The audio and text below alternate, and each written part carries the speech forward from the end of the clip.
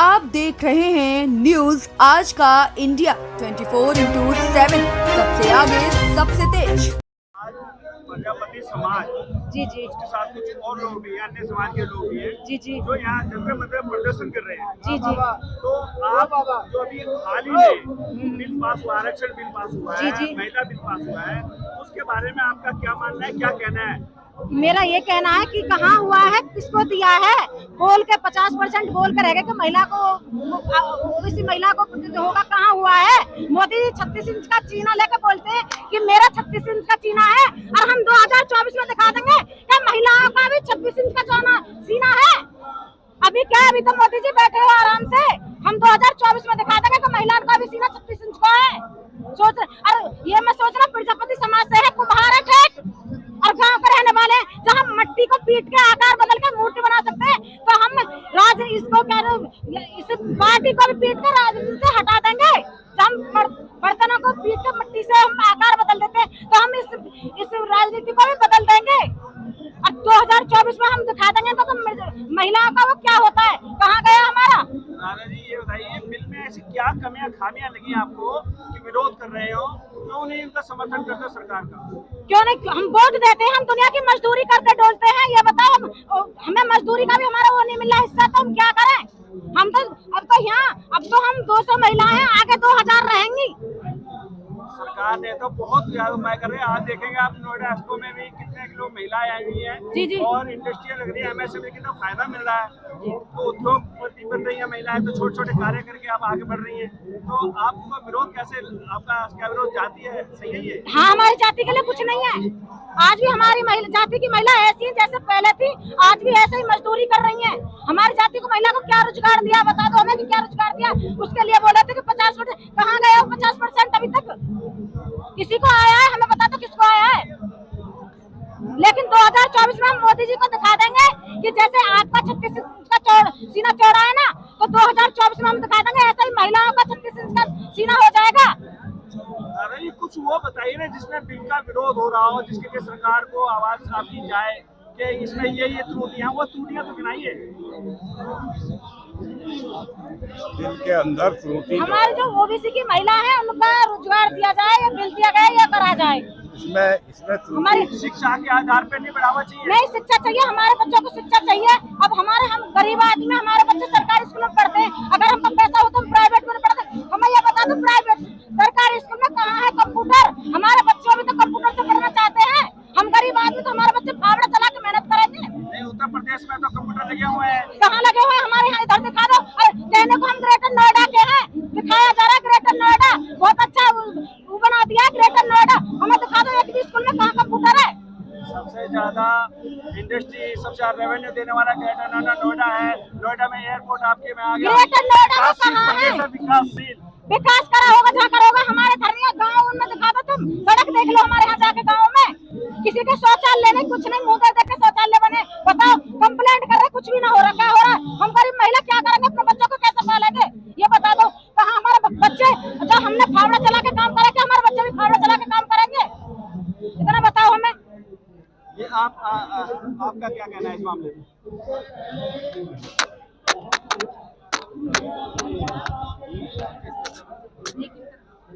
इधर से आ जाओ ना जी, आपका शुभ नाम क्या नाम? मेरा नाम रामपाल प्रजापति है, अखिल भारतीय प्रजापति महासंघ का राष्ट्रीय अध्यक्ष हूँ। मैं बुंदेलखंड के बांदा जनपद से आया हूँ, यूपी से। तो आज जो प्रदर्शन कर रहे हैं, इसमें क्या कहना है आपका सरकार से? आज जो हम लोग पूरे भारत के हर राज्य से प्रजापति समाज सहित ओबीसी के लोगों ने यहाँ पर जंतर मंतर में जो धरना प्रदर्शन किया है, इस देश में 1931 की जनगणना के बाद जनगणना नहीं कराई जाती है। उस समय जब जनगणना हुई थी, इस देश का ओबीसी 52% ओबीसी था, और कई बार यहाँ पर ओबीसी के लोगों ने मांग किया इस भारत की सरकार से कि ओबीसी की जनगणना कराई जाए। कई राज्यों में ओबीसी जनगणना की बात की गई और वहाँ चालू किया गया, जिसमें केंद्र की सरकार ने उस पर रोक लगा दिया। आखिर क्यों केंद्र की सरकार ओबीसी की जनगणना क्यों नहीं कराना चाहती, क्यों डरती है ओबीसी की जनगणना कराने से? आखिर ओबीसी की जनगणना करा देने से ओबीसी के हक और अधिकार मिलने की बात आती है उसके सामने। इस देश में ये लोग, भारत की सरकार वन नेशन वन इलेक्शन की बात करती है। हम कहते हैं वन नेशन किया जाए, लेकिन वन एजुकेशन की भी बात होना चाहिए। इस देश में दोहरी नीति क्यों चालू की जाती है? इस देश में शिक्षा दोहरी है, स्वास्थ्य व्यवस्था दोहरी है, और यहाँ पर जो ओबीसी माइनॉरिटी एससी के लोग हैं उनके अधिकारों पर डाका डाला जाता है। भारत की जितनी भी सरकारी संस्थाएं हैं, उन सरकारी संस्थाओं को बेच करके वहाँ पर प्राइवेटाइजेशन किया जा रहा है। जो ओबीसी का आरक्षण दिया गया था, उस आरक्षण को खत्म किया जा रहा है। और आरक्षण जो महिला बिल लाया गया है, उस महिला बिल में किसी भी कोई भी एससी और ओबीसी का प्रावधान नहीं रखा गया है।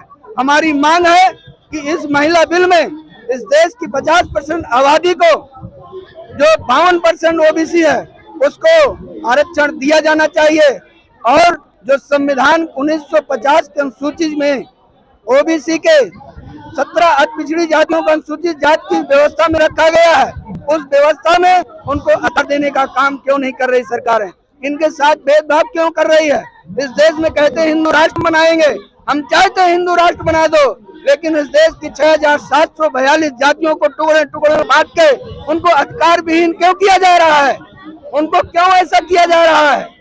सम्मानित देश के प्रधानमंत्री जी से हम सवाल करते हैं कि इन सारी जातियों को पहले एक कर दो, फिर एक देश की बात करो, एक इलेक्शन की बात करो। यहाँ पर सारी संस्थाएं बेच करके सारे अधिकार पूंजीपतियों को दिए जा रहे हैं। गरीब का गरीब है, कहते हैं विश्व गुरु हम बनाएंगे। यहाँ का एक फुटपाथ में सवेरे से शाम तक उसको भोजन नहीं मिलता है। यहाँ पर अशिक्षित लोग हैं, पढ़ने के लिए उनको पैसा नहीं है, इतनी शिक्षा महंगी की जा रही है। इसीलिए कहा गया है जिस देश को गुलाम बनाना है उसको धार्मिक बना दो और उसकी शिक्षा व्यवस्था को खत्म कर दो, शिक्षा महंगी कर दो, शिक्षा इतनी अव्यवस्थित कर दो कि यहाँ का देश में जो नागरिक है वो अशिक्षित रहेगा, हमारा गुलाम बना रहेगा। इसलिए हमारी यहाँ पर जंतर मंतर के माध्यम से मांग करते हैं कि ओबीसी की जनगणना कराई जाए। जातिगत जनगणना कराने के बाद जिसकी जितनी संख्या है उसकी उतनी हिस्सेदारी दे दी जाए।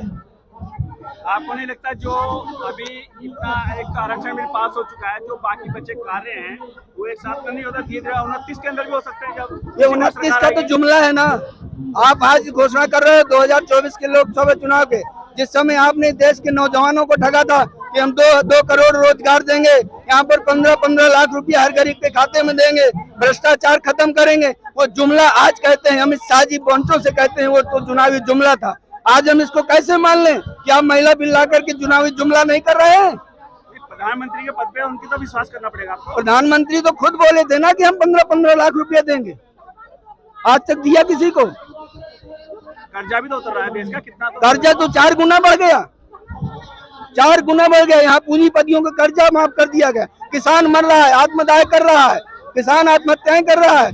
अन्ना पशु जो है हमारे उत्तर प्रदेश बुंदेलखंड में, देखिए किसान एक एक रोटी के लिए मोहताज है, हत्याएं कर रहा है।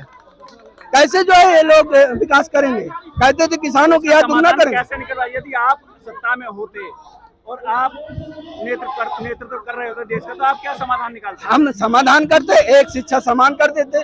हम सारे लोगों को जितनी संख्या है उसके आधार पर उनको अधिकार देने का काम करते। किसानों के लिए उनकी आय का दुगना चौगुना उनका एमएसपी देते, उनको खाद बीज पानी सस्ता करते। किसान की कोई बता दे, एक किसान कहते मेरी आय दुगनी हो गई है, जो कहेंगे वो हम लोग काम करने को तैयार हैं। कोई एक किसान कहते 1400 रुपए का गेहूं था, आज भी वो आज जाकर के खाद कितनी महंगी है, खाद कितनी महंगी है, बिजली कितनी महंगी किसानों की कर दिया है, पानी का बिल कितना महंगा कर दिया है। आय दुगनी हो जाएगी। आप उनका 2000 रुपए कुंटल का गेहूं खरीद रहे हैं, आप 6000 रुपए कुंटल का गेहूं बीज दे रहे हैं, आय दुगनी हो जाएगी। चलिए, धन्यवाद। आप देख रहे हैं न्यूज आज का इंडिया 24/7, सबसे आगे सबसे तेज।